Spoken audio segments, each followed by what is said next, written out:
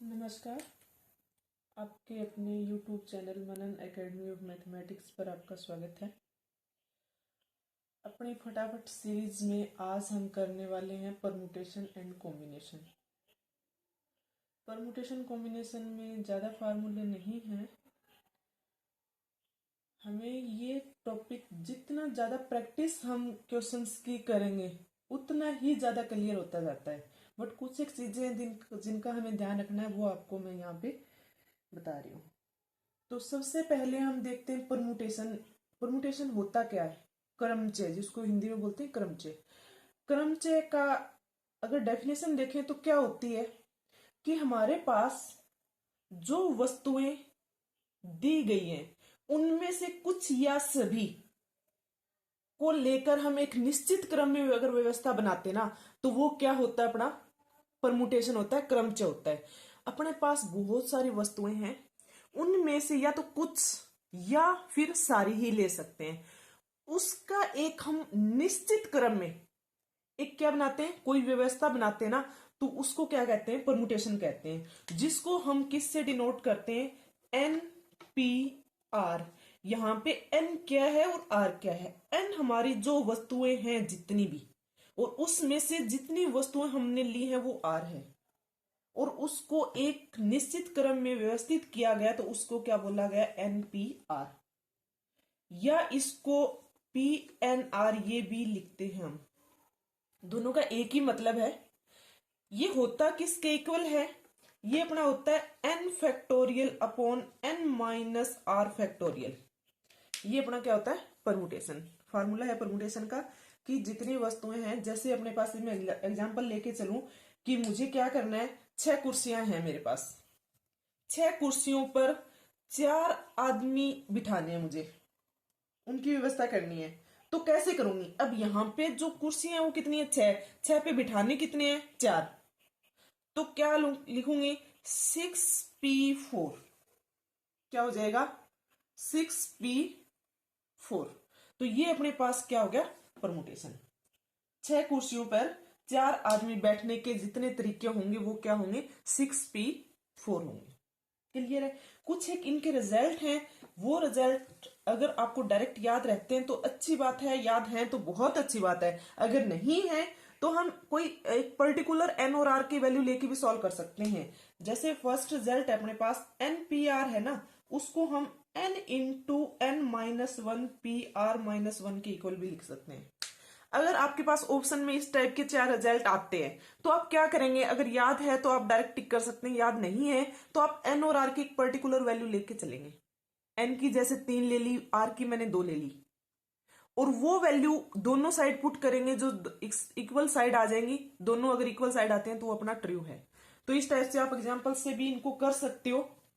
ये रिजल्ट है। N P r किसके इक्वल होता है? N into n minus one P r minus one. एक एन के साथ प्रोडक्ट करें और दोनों को क्या कर दें? एक कम कर दें। या इसको मैं लिख सकती हूं n minus r plus one into n P r minus one के इक्वल भी लिख सकती हूँ।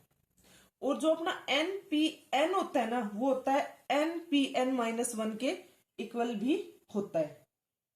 क्लियर है? तो इस टाइप से कुछ रिजल्ट हैं और भी हैं, तो आप इनको डायरेक्ट याद है आपको तो ठीक है, वरना ज्यादा याद करने की कोशिश ना करें इनको, क्योंकि अभी इतना टाइम भी नहीं है। तो आप अगर एग्जाम में आ जाते हैं तो आप क्या करेंगे? वैल्यू पुट करके सिंपल सी वैल्यू ले लेना, ज्यादा नहीं लेनी है आपको। 0 भी ले सकते हैं और 2p1 ले लिया, जैसे इस टाइप से कोई वैल्यू छोटी छोटी वैल्यू लेके आराम से सॉल्व कर सकते हैं। क्लियर है? नेक्स्ट अपने आता है कि अगर वो क्रमचय जिसमें सभी वस्तुएं भिन्न नहीं है, यानी कि n वस्तुएं हैं टोटल, अपने पास कितनी है? n वस्तुएं हैं।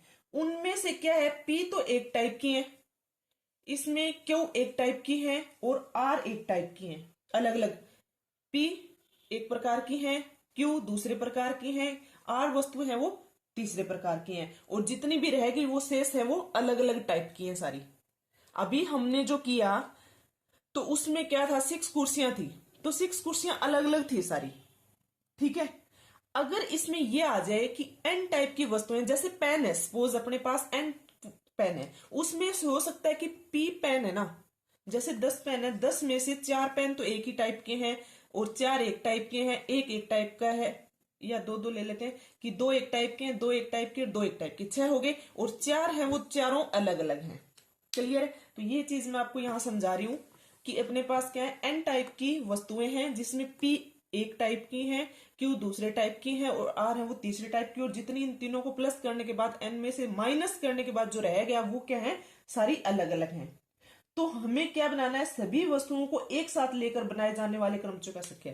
इन सभी वस्तुओं को एक साथ लेके बनाना है।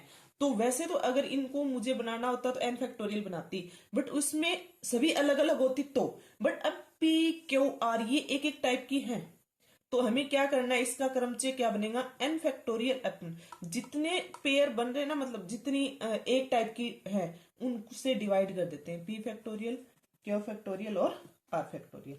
जैसे एग्जांपल लेती हूं मैं, अपने पास मैथमेटिक्स एक वर्ड है, क्या है, मैथमेटिक्स, MATHEMATICS,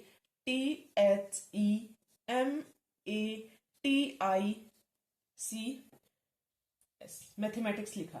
ठीक है, इसमें अपने पास टोटल कितने, 1 2 3 4 5 6 7 8 9 10 और 11, टोटल लेटर कितने हैं इसमें, 11 है।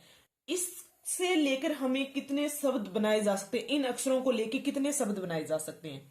ठीक है, तो इसमें हम जैसे लिखते हैं, मैंने एम से स्टार्ट किया और ये मैथमेटिक्स बना दिया, तो इस एम को मैं यहां रखूं या यहां रखूं, क्या फर्क पड़ता है, क्या आपको पता चलेगा, क्या मैं इस एम को वापस यहां लेके आऊं और इसको यहां से लेके आऊं, क्या अलग शब्द बनेगा, कोई अलग शब्द नहीं बन रहा है। तो इसके लिए क्या करना है, मुझे जो रिपीट हो रहे हैं उनको अलग अलग करूंगी। एम कितने टाइप, 2 बार कितने, क्या है, एम है अपने पास 2 टाइम, और 2 टाइम क्या है, ए है, और 2 टाइम ही क्या है, टी है। क्लियर है? अब हम क्या करेंगे, जो 11 था तो 11 फैक्टोरियल इनटू डिवाइड में जो रिपीट हुए ना उनसे क्या कर दूंगी, मैं डिवाइड कर दूंगी। तो ये अपने पास इससे जो बन मैथमेटिक्स से जो कुल शब्द बनेंगे उनकी संख्या आ गई, उनके क्रमचय आ गए हैं, जो क्रम जिन पे निर्भर करता है। क्लियर है? तो ये अपने पास था परमुटेशन बनाना है जिसमें एन में से पी क्यू आर एक टाइप की हो। तो नेक्स्ट आता है कि कोई भी क्रमचय है जिसमें वस्तुओं की पुनरावृत्ति संभव हो, कि हमें यह हो कि रिपीट हो सकते हैं नंबर बार बार, जैसे 1 2 3 4 5 है, इससे हमें क्या बनाना है, एक संख्या बनानी है जिसमें जो नंबर है वो रिपीट हो सकते हैं। 5 है, वो 5 कितनी बार आ सकता है, 3 आ सकता है, 4 आ सकता है। तो उसके लिए हमें देखना है कि क्या होगा कि n विभिन्न वस्तुएं हैं, n क्या है अपने पास, विभिन्न वस्तुएं हैं, और उसमें से r वस्तुएं लेकर हमें क्रमचयों की संख्या बतानी है कि n में से r वस्तुएं लेके कितने क्रमचय बन सकते हैं, बनाए जाने वाले क्रमचयों की संख्या, कि जबकि प्रत्येक वस्तु कितनी ही बार आ सकती है, प्रत्येक वस्तु कितनी ही बार आ सकती है। तो उसका फॉर्मूला अपने पास क्या होगा, आपको क्या करना है, n की पावर r करना है। क्लियर है? जैसे 4 छात्र हैं, 4 स्टूडेंट है अपने पास, इन 4 स्टूडेंट में से हमें इन 4 स्टूडेंट को हमने इनाम डिस्ट्रीब्यूट करना है, प्राइज डिस्ट्रीब्यूट करना है। 3 प्राइज है अपने पास, तो 4 स्टूडेंट में 3 इनाम को डिस्ट्रीब्यूट करना है, जिसमें प्रत्येक स्टूडेंट है वो कितने भी इनाम ले सकता है। तो क्या हो जाएगा, 4 की पावर 3 हो जाएगा, आपका डायरेक्ट आंसर आ गया यहां से। क्लियर है? तो जहां पे रिपीट हो सकती है पुनरावृत्ति, तो वहां पे क्या होगी, अपने पास n की पावर r हो जाएगा। क्लियर है? अब आता है चक्रीय सर्कुलेशन परमुटेशन, सर्कुलर परमुटेशन, चक्रीय क्रमचय। तो उसमें क्या होता है, अभी तक हमने किया कि रेखीय था, अब हम एक सर्कल में वस्तुएं होंगी अपने पास, उनको सर्कल में किस टाइप से एडजस्ट करना होता है वो देखते हैं। तो इसमें 2 टाइप से होता है अपने पास, कि अगर ये एक मेज है, उस मेज पर मुझे क्या करना है, कोई 4 आदमी है, उनको 5 7 जो भी है उनको आदमियों को बिठाना है। तो एक तो वो होता है। दूसरा क्या है अपने पास, कोई भी जैसे माला है मोतियों की, सेम सभी मोती हैं वो सेम है, उसमें एक जैसे हैं, और उसको माला में पिरोना है और उसके क्रमचय बनाने हैं, तो क्या बनेंगे। तो इसमें क्या होता है, जैसे मैं आदमियों को बिठाऊं तो सभी अलग अलग हैं, तो उसमें फर्क पड़ता है कि मैं एंटी क्लॉकवाइज चल रही हूं, क्लॉकवाइज चल रही हूं या फिर एंटी क्लॉकवाइज चल रही हूं। क्लियर है, फर्क पड़ेगा उसका, उस क्रम का फर्क पड़ता है।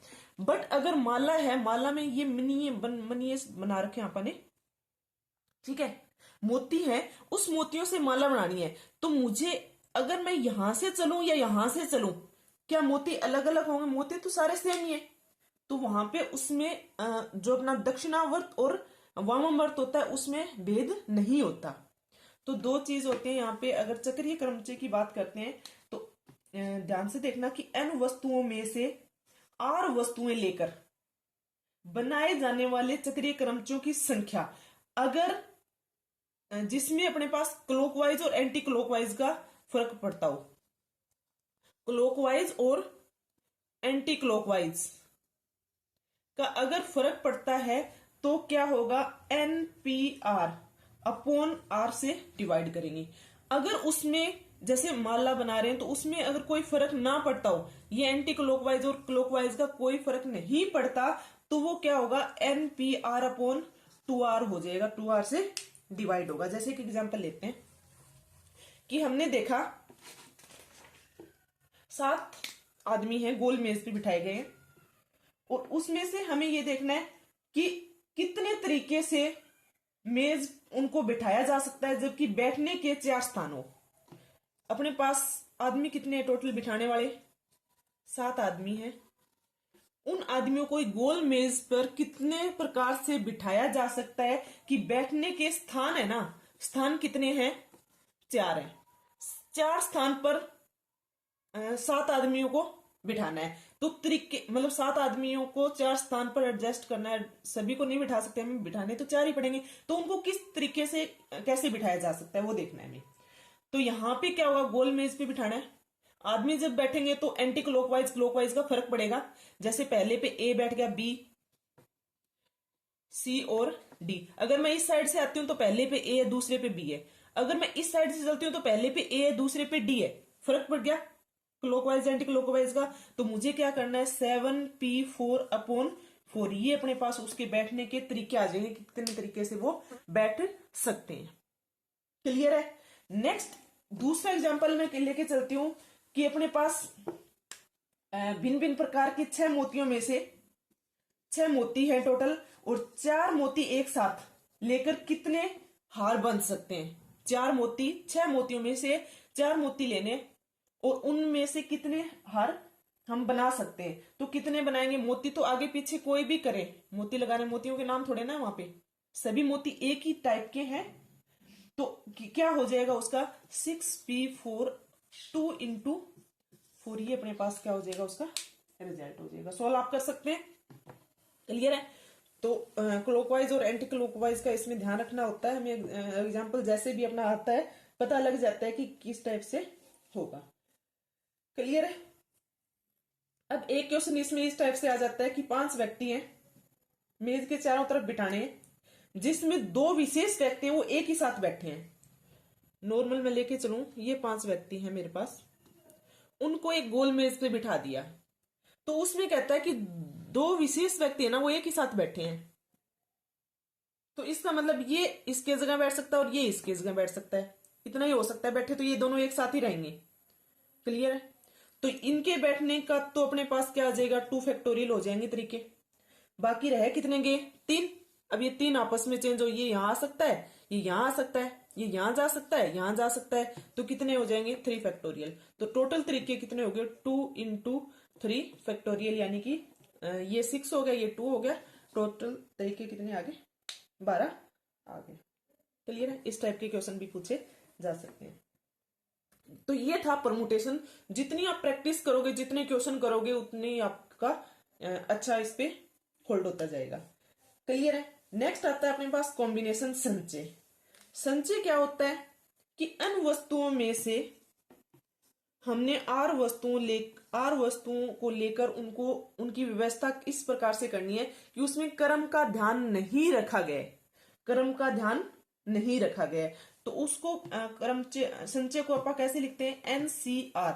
कॉम्बिनेशन को किससे डिनोट करते हैं आप, NCR, जो अपने पास होता है n factorial n minus are factorial into r factorial, और एन पी आर को मैंने क्या लिखा था, n factorial upon n minus are factorial.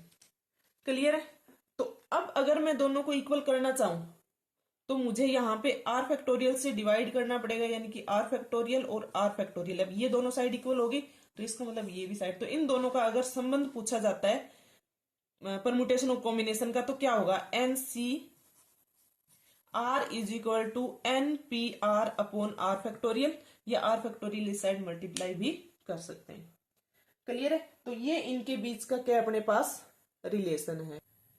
अब अपने पास जैसे हमने परमुटेशन में किए उसी टाइप से कॉम्बिनेशन के भी इंपॉर्टेंट कुछ रिजल्ट हैं, तो वो देखते हैं। क्या होता है, n C r is equal to N C n minus r, ये दोनों इक्वल होते हैं। या कहने का मतलब कि जब हम कॉम्बिनेशन को खोलते हैं तो उसमें वो बाइनोमियल में बताऊंगी आपको कि आगे पीछे के जो होते हैं वो इक्वल होते हैं। एनसीआर या एनसीएन माइनस आर करेंगे, वो क्या होंगे, दोनों इक्वल होंगे।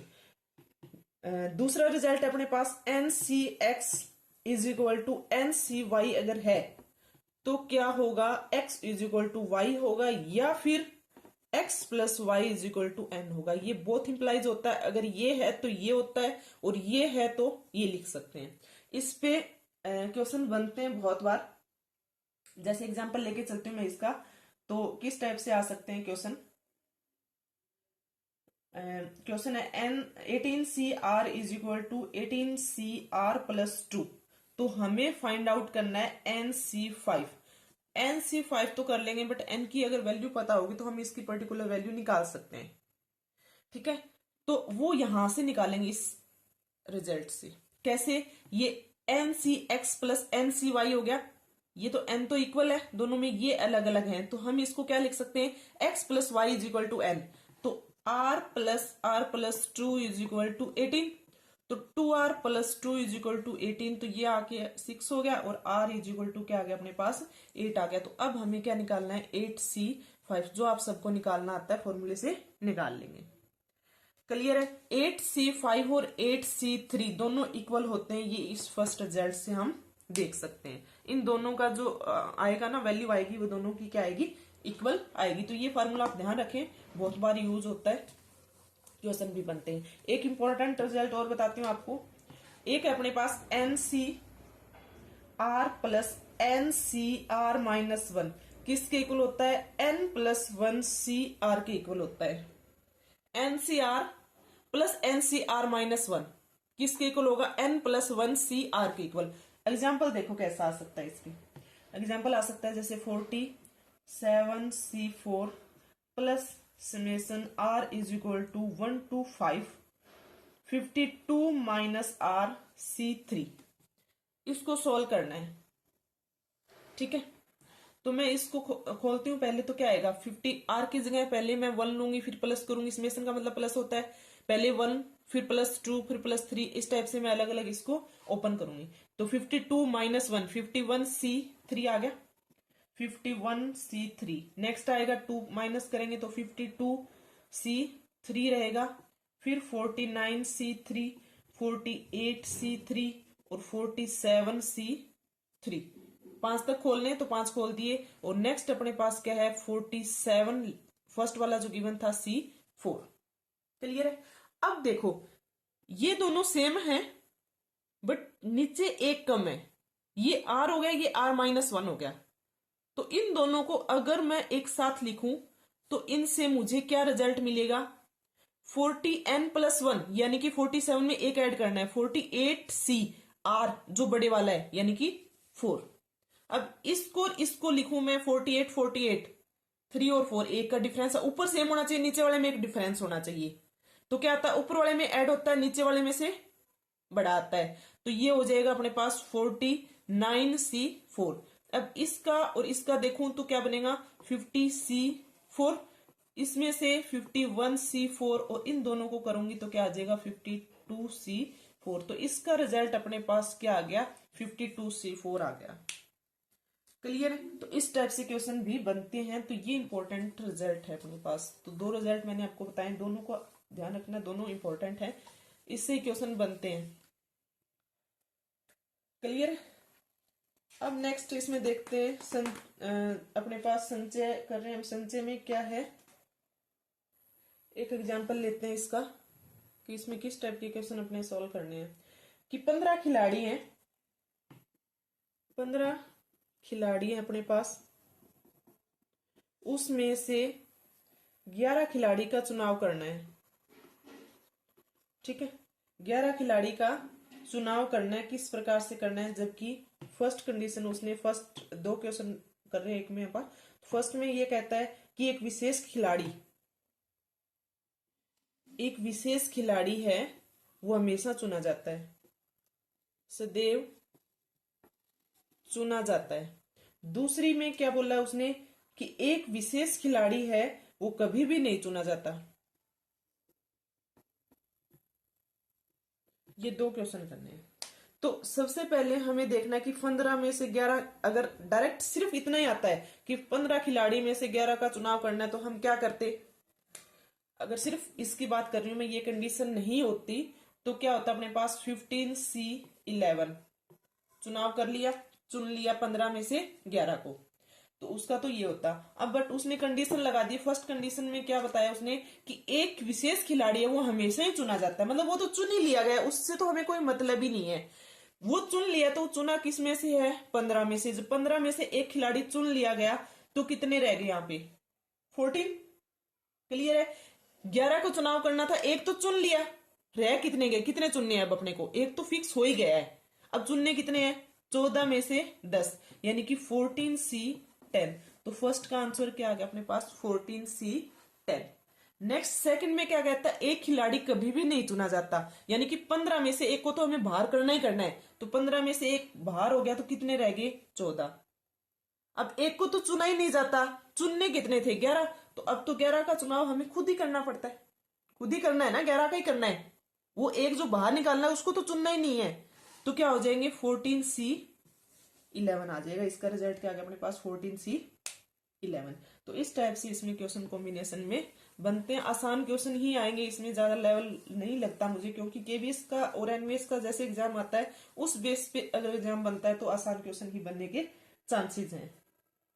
नेक्स्ट एक चीज होती है कि कई बार अपने पास क्या है, बहुत सारे नंबर दे दिए, कोई भी संख्या दे दी, सपोज A1 A2 AN तक n संख्याएं दे दी, और ये कहता है कि इनसे जब आप अलग अलग संख्याएं बनाएंगे ना, एक तो पूछ लेता है इनसे कितने संख्याएं बनेंगी, वो तो हम बना देते हैं, पहले बना ली हमने। अब इससे जो संख्याएं बनती हैं उनके इकाई के अंक पर, जैसे मेरे पास 1 2 3 है, जैसे मैंने इससे बनाई, एक तो 1 2 3 बन गई, एक क्या बनेगा 3 2 1 बनेगा, एक 1 3 2 बनेगा। इस टाइप से कितनी बनेंगी, इसकी 6 बनेंगी। ठीक है, उनके जो इकाई के अंक, इकाई पे जो अंक आता है उन सब का योग पूछ लिया जाए, इकाई के अंकों का अगर योग पूछ लिया जाए तो वो क्या होता है, उसका फार्मूला देखते हैं हम। क्या करना है, अभी तो 3 है यहाँ पे, 3 का तो हम लिख के भी निकाल सकते हैं, योग कोई मुश्किल नहीं होता। बट अगर ज्यादा संख्याएं आ जाती हैं तो हमें पहले तो उनको बनाना बहुत मुश्किल, फिर उनका योग करना बहुत टाइम लगता है, जो पॉसिबल नहीं होता कई बार। तो इसका फार्मूला डायरेक्ट आपको क्या याद रखना है, इन जितनी भी संख्याएं देखी ना सबको प्लस करेंगे, A1 plus A2 plus plus AN। उसके बाद जितनी संख्याएं उसमें से एक कम करेंगे n-1 और उसका फैक्टोरियल। ये अपने पास क्या होगा, इसका फार्मूला होगा। इकाई के स्थान पर अंकों का योग, उसका फार्मूला ये। नेक्स्ट इसमें ये भी पूछ सकता है कि जितनी भी संख्याएं बनेंगी उन सब का योग भी पूछ सकता है, जो संख्याएं बनी ना सब का योग, तो वो क्या होगा, सभी संख्याओं के अंकों का योग। इन नंबरों से जितनी भी संख्याएं बन सकती हैं उन सभी संख्याओं के अंकों का योग निकालना है, तो क्या होगा, उसका फार्मूला होगा अपने पास इतना तो सेम ही रहेगा, ये a1 plus a2 up to an तक सबको प्लस करेंगे, n-1 फैक्टोरियल लिख लेंगे। साथ में क्या करेंगे, जितनी संख्याएं है ना उतने 1 1 लिख देंगे। 1 1 1 कितने टाइम, n बार। ये 1 कितनी बार आएगा, n बार आएगा। जैसे इसका एग्जांपल लेती हूँ मैं, यही ले लेती हूँ 1 2 3 से बनानी है। तो क्या करेंगे, सबसे पहले 1 2 3, ठीक है। फिर 3 - 2 यानी कि 2 फैक्टोरियल, कितनी, 3 बार, तो 1 1 1 111 आएगा। अगर 5 बार होती तो 5 बार होता, 1 1 1। इस टाइप से जितनी बार होंगी 1 1 1 उतनी बार आएगा, ठीक है। तो ये 3 6 इंटू 2 और 1 1 1, ये आ गया अपने पास 12 इंटू 1 1 1। इसकी मल्टीप्लाई करेंगे तो आएगा 12 1 जा 12 और 12, ये अपने पास बन जाएगा 1432। क्लियर है। तो सभी संख्याओं का अगर योग पूछा जाता है तो इस टाइप से हम निकाल सकते हैं, ठीक है। करने को कॉम्बिनेशन में अलग अलग टाइप के क्वेश्चंस करेंगे तो कुछ बहुत चीजें नई निकल आती हैं, पर इतना टाइम अपने पास अभी नहीं है। प्रैक्टिस आप लोगों ने कर भी ली होगी, तो अगर फिर भी कोई डाउट आता है तो आप पूछ सकते हैं, अपने इसमें कमेंट करके पूछ सकते हैं क्वेश्चन, ठीक है। मिलते हैं नेक्स्ट टॉपिक के साथ, नेक्स्ट टॉपिक करेंगे हम। तो अगर आपको वीडियो अच्छा लगा है तो वीडियो को शेयर करें, लाइक करें, चैनल को सब्सक्राइब करते हैं। मिलते हैं नेक्स्ट वीडियो के साथ, धन्यवाद।